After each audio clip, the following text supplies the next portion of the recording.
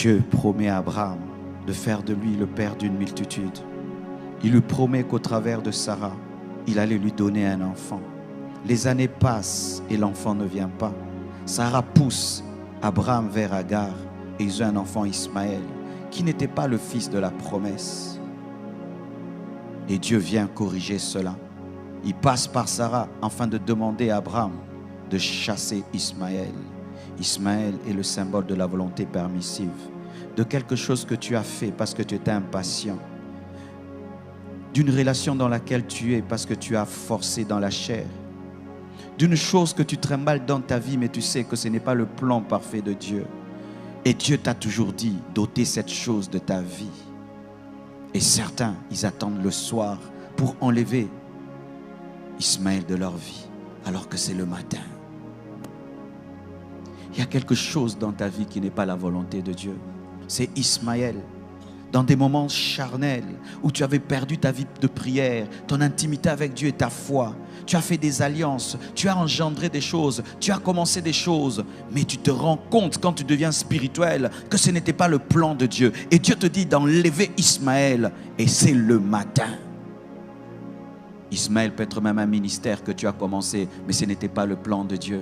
Ismaël, ça peut être un fiancé avec lequel tu es, mais ce n'est pas le plan de Dieu. Ismaël, ça peut être une affaire dans laquelle tu es, mais ce n'est pas le plan de Dieu. Ismaël, ça peut même être une maison dans laquelle tu habites, mais ce n'est pas la volonté parfaite de Dieu. Ismaël est un enfant, mais il n'est pas la promesse. Quand tu as Ismaël dans ta vie, plus tôt tu te débarrasses de lui, plus tôt Isaac grandira, car la présence d'Ismaël met mal à l'aise Isaac. Qui est Ismaël dans ta vie? Un amoureux de Dieu ne tarde pas d'enlever Ismaël. Tôt le matin, il enlève Ismaël. Quand tu te rends compte dans ta vie que ce que tu pensais être le plan parfait de Dieu n'est pas le plan parfait de Dieu, tu peux dire à un fiancé: je pensais que tu étais l'homme de ma vie, mais Dieu m'a dit que moi, je serai une grande servante de Dieu. Je ne peux pas épouser un païen.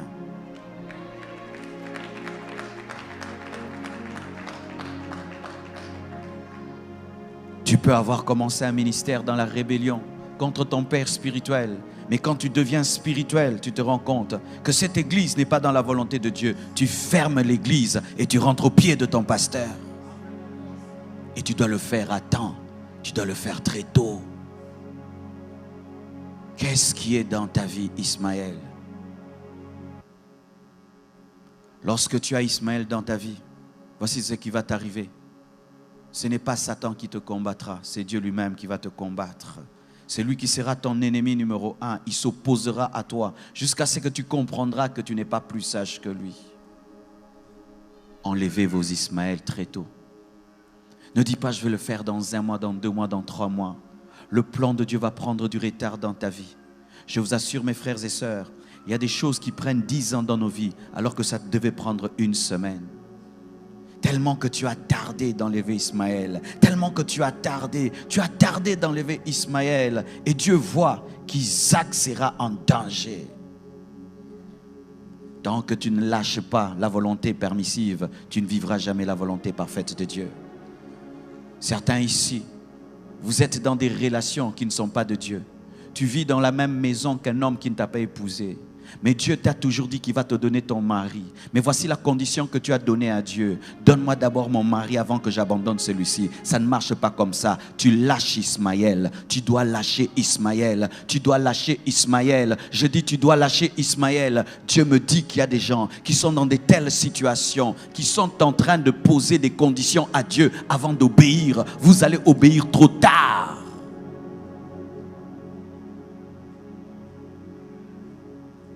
Le Seigneur te dit que les affaires que tu fais, ce sont des mauvaises affaires. Tu es en train de gagner ta vie, mais dans le vol. Tu gagnes ta vie dans la magouille. Et il te dit d'arrêter ce travail. Mais tu poses cette condition: Seigneur, tu me donnes d'abord un bon travail et alors j'abandonnerai le mauvais. Non, tu abandonnes le mauvais d'abord et le plan de Dieu s'accomplira.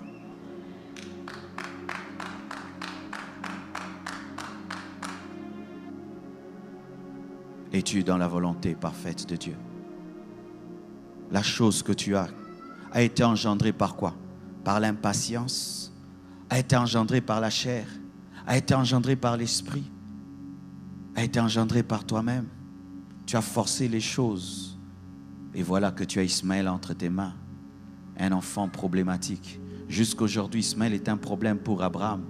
Ismaël a engendré tous ces gens qui bombardent le monde et qui créent des guerres dans le monde entier. Faites très attention. Obéissez à temps. Vous savez, mes frères et sœurs, lorsqu'une maladie est au début, on peut la soigner très tôt. Mais si tu la laisses grandir, tu peux vivre une amputation. Plus tôt tu obéiras à Dieu, plus tôt Dieu te guérira. Et si tu fais 10 ans, 20 ans, 30 ans avec Ismaël, il fera partie de ta vie. Et le jour que Dieu va l'enlever, une partie de toi sortira. C'est lorsque des gens arrivent jusqu'à avoir des enfants avec un mari d'autrui, des enfants qui ont grandi. Et là maintenant, l'Esprit de Dieu te dit de te séparer. Mais vous voyez le déchirement que ça cause. Ce n'est pas seulement que tu te sépares d'un homme, mais il y a des enfants. Pourquoi? Tu as tardé d'enlever Ismaël de ta vie.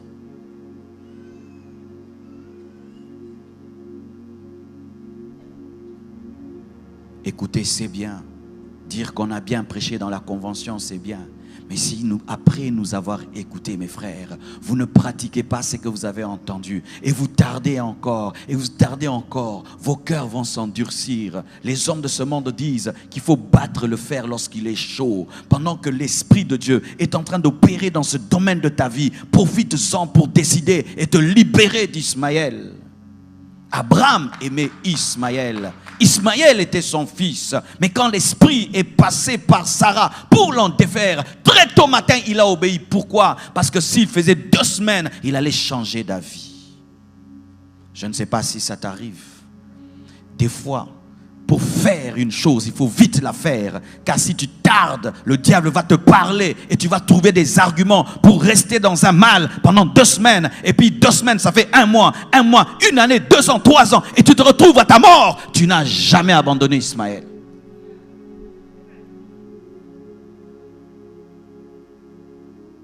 Même si tu vas laisser Ismaël dans le désert en pleurant, pleure, mais laisse-le dans le désert. Même si tu vas te séparer de cette fille en pleurant, pleure, mais laisse-la dans le désert. Même si tu vas sortir de cette relation en pleurant, pleure, mais laisse ça dans le désert. Parce que Jésus ne vient pas par Ismaël, Jésus vient par Isaac. Jésus vient par Isaac. La promesse n'est pas faite à Ismaël, elle est faite à Isaac. Et tu es en train de t'attacher à ce qui ne t'engendrera rien du tout. Certains même, vous êtes dans des églises qui sont des Ismaël. Tu es allé dans une église par colère, tu es allé dans une église par rébellion, tu es allé dans une église par impatience. Et là-bas, tu es en train de mourir spirituellement, tu es en train de mourir en toi-même. Et le Seigneur te parle et il te dit, ce n'est pas l'endroit, mais tu as déjà une responsabilité, tu as déjà des postes, tu as des ceci, de cela, et tu te regardes que tu perdras cela. Tout ce qu'on t'a donné là-bas comme titre, c'est Ismaël. Car des fois, le diable encourage la rébellion en faisant qu'on t'élève dans la rébellion. Ismaël, ce sont des faux papiers. Des faux papiers. Tu t'appelles Jonathan, mais dans tes papiers, tu t'appelles Gélor. Des faux papiers. Une vie de mensonge où tu mens chaque année et chaque mois. Ismaël, une vie qui n'est pas ta vie. Lorsque tu regardes ta vie, est-ce que c'est ta vraie vie? Aimes-tu ta vie? Es-tu heureux de cette vie que tu as? C'est Ismaël. Tu dois quitter cette vie, mais tu dois décider quand? Le matin. Maintenant.